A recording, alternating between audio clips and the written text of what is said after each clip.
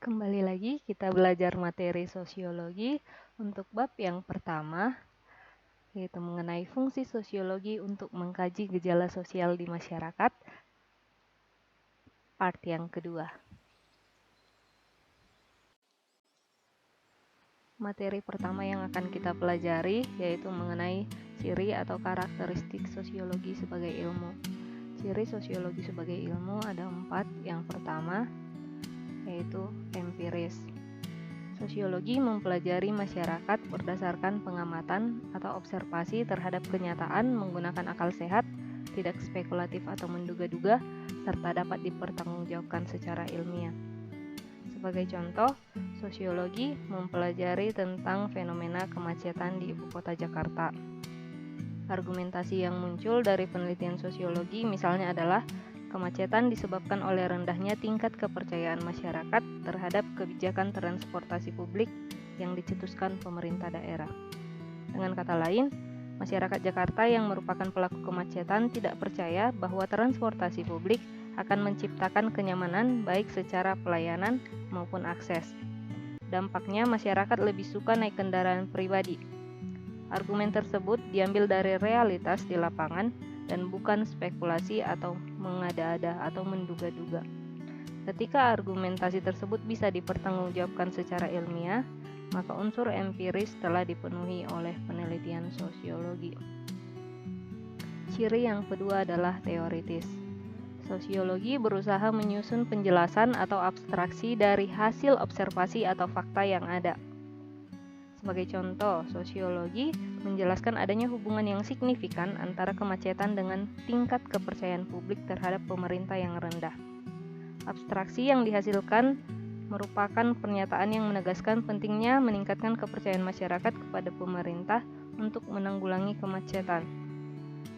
Pernyataan tersebut tidak muncul begitu saja, melainkan melalui proses panjang penelitian sejak observasi hingga penarikan kesimpulan. Ciri yang ketiga adalah kumulatif.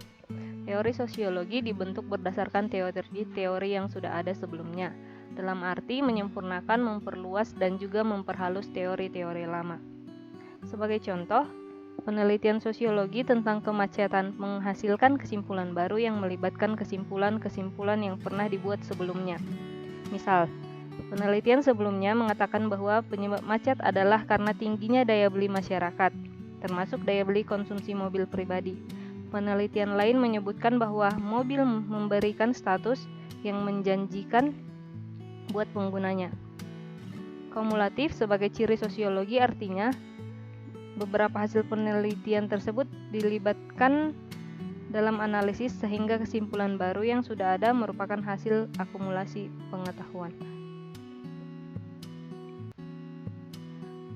Ciri yang terakhir yaitu non-etis.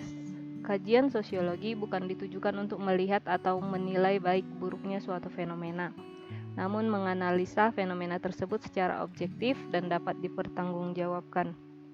Sebagai contoh, kemacetan sebagai masalah sosial dalam penelitian sosiologi tidak dinilai sebagai hal yang buruk. Sosiologi tidak berkepentingan untuk menjustifikasi atau menghakimi bahwa kemacetan itu buruk. Tentu saja tidak pula mengatakan bahwa kemacetan itu baik. Sosiologi hanya menjelaskan mengapa kemacetan di ibu kota Jakarta bisa terjadi. Ketika kejelasannya atau penjelasannya mengatakan bahwa kemacetan bisa terjadi karena rendahnya tingkat kepercayaan publik terhadap pemerintah, sosiologi tidak pula menghakimi bahwa tingkat kepercayaan publik yang rendah itu buruk. Sosiologi bersifat non-etis, artinya tidak menghakimi atau menjustifikasi baik buruk suatu persoalan atau masalah sosial.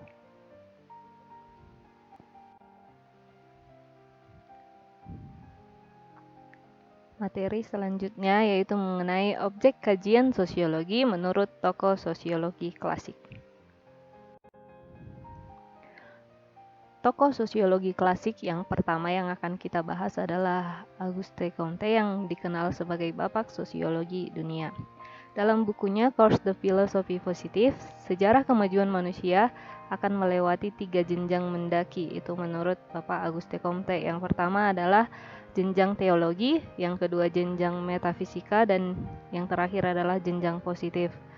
Untuk jenjang teologi pada tahap ini, menurut Auguste Comte, manusia mempercayai adanya dewa-dewa atau penguasa alam semesta yang menciptakan dan mengendalikan seluruh segi kehidupan manusia.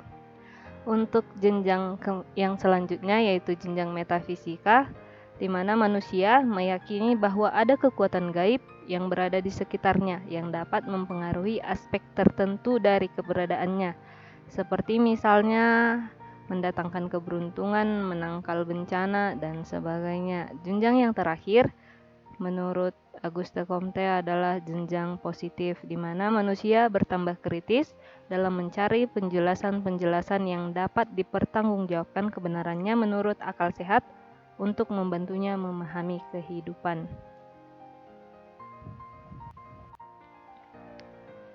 Selanjutnya, objek kajian sosiologi menurut tokoh klasik Emile Durkheim.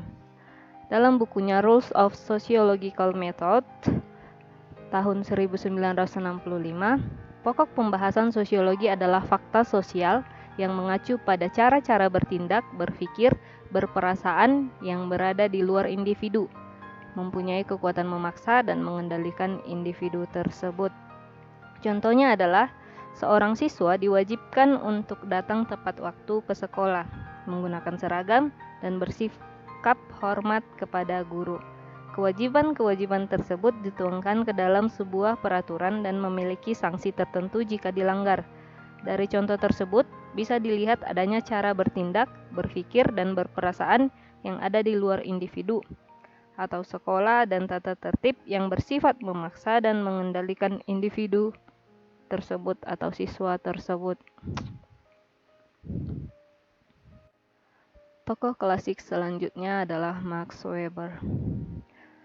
Menurut Max Weber, sosiologi berupaya memahami tindakan sosial yang artinya tindakan yang dilakukan dengan mempertimbangkan dan berorientasi pada perilaku orang lain. Misalnya, bernyanyi sendiri di kamar mandi bukanlah tindakan sosial, tetapi menyanyi di atas panggung sehingga menjadi pusat perhatian dan menghibur orang lain, itulah yang disebut sebagai tindakan sosial.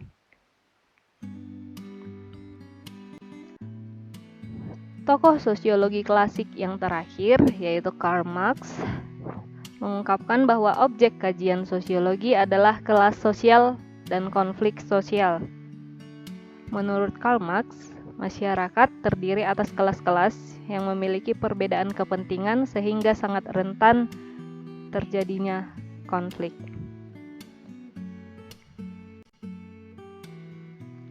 Materi sosiologi yang selanjutnya akan kita bahas adalah mengenai objek kajian sosiologi menurut tokoh sosiologi modern.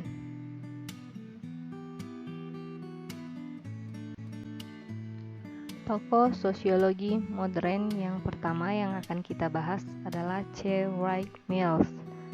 Mills menyoroti pentingnya khayalan sosiologis atau the sociological imagination sebagai bagian dari upaya mempelajari sosiologi.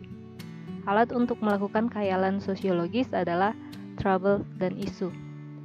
Sebagai contoh untuk penjelasan Mills adalah sebuah kota kecil yang berpenduduk 10.000 jiwa, hanya terdapat seorang pengangguran saja, maka pengangguran tersebut merupakan trouble yang dapat diatasi dengan peningkatan keterampilan pribadi. Akan tetapi, apabila lebih dari separuh populasi penduduk adalah pengangguran, maka yang terjadi adalah suatu isu. Penyelesaian isu membutuhkan kajian lebih mendalam dan menyeluruh sehingga mustahil diselesaikan tanpa upaya-upaya bersama.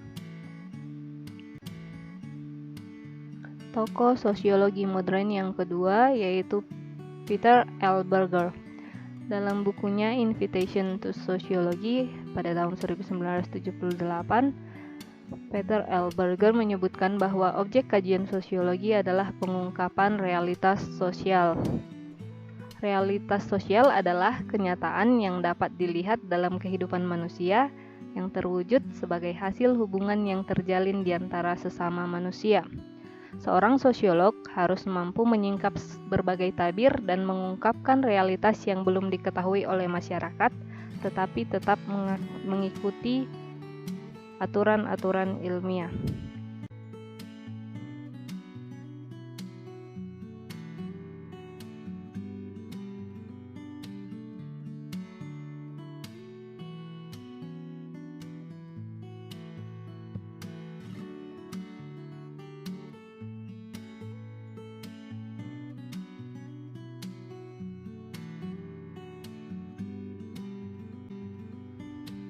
Tokoh sosiologi modern yang ketiga yaitu Leopold von Wies.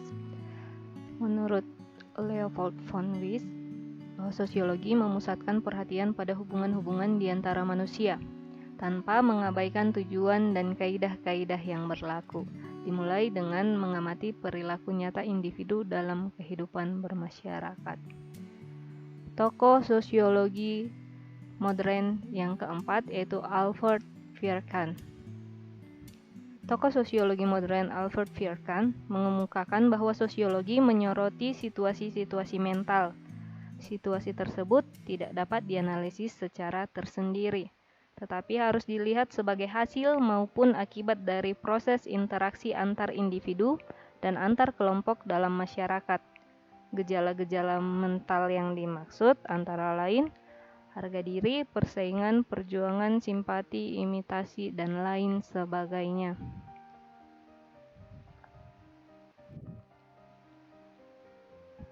Tokoh sosiologi modern yang terakhir yaitu Gabriel Tarde.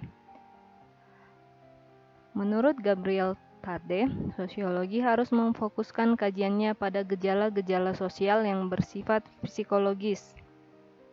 Tarde berusaha menjelaskan mengenai gejala sosial dalam kerangka reaksi psikis seseorang.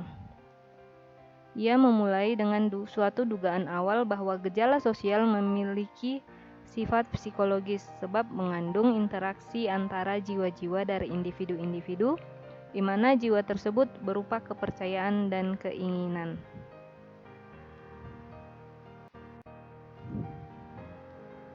Sekian materi kita untuk bab yang pertama, part yang kedua. Terima kasih.